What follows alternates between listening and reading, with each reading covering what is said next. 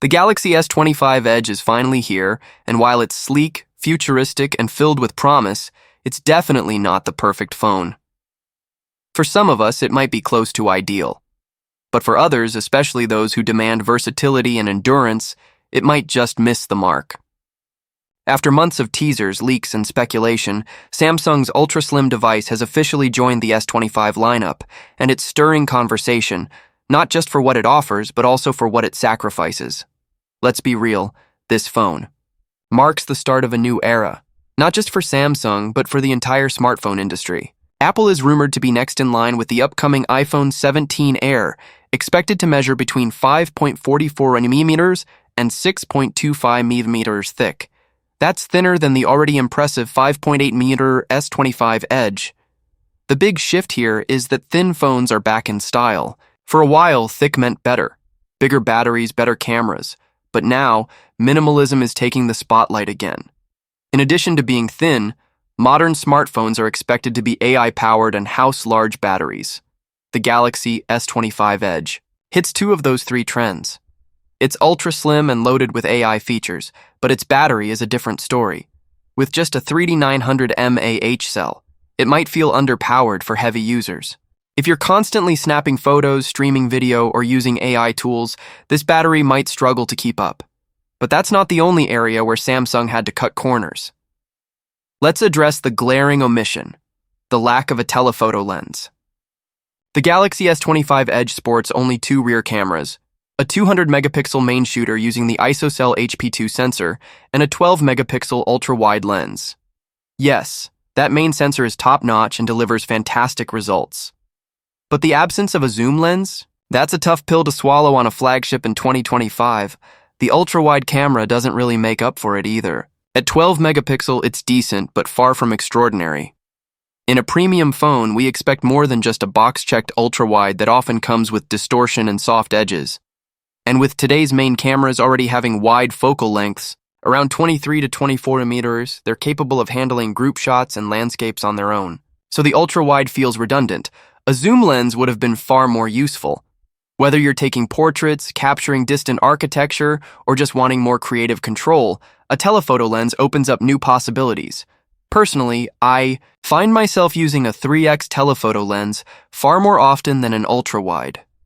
Samsung's choice here might make sense from a design perspective, but not from a user experience one. Now, about the battery. In a world where Chinese brands like OnePlus are offering compact phones with 6200 plus mAh batteries, the S25 Edge's 3900 mAh just doesn't cut it. The OnePlus 13T, for example, uses a Glacier battery developed with KTL, offering better heat management and longer lifespan.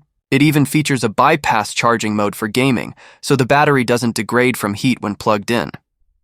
Meanwhile, the S25 Edge sticks to 25-watt wired charging and 15-watt wireless.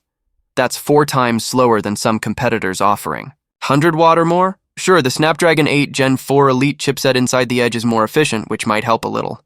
But a battery with a 3 in front of it is still worrisome in 2025, especially for Android phones. Then there's the price, $119. Even with pre-order offers and trade-in deals shaving off up to $750, that's still a steep tag.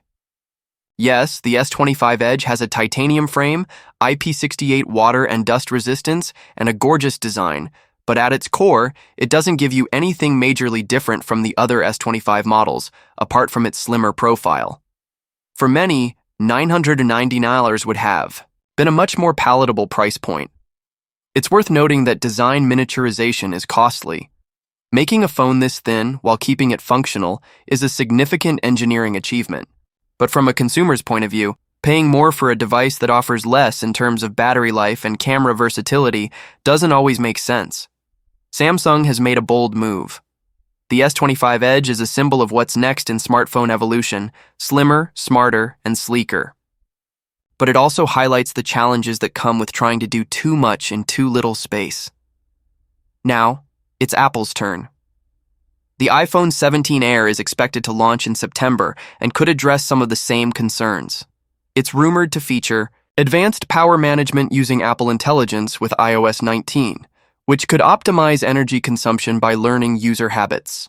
That's promising, especially for a slim phone. But perhaps the most interesting part? Apple might undercut Samsung on price.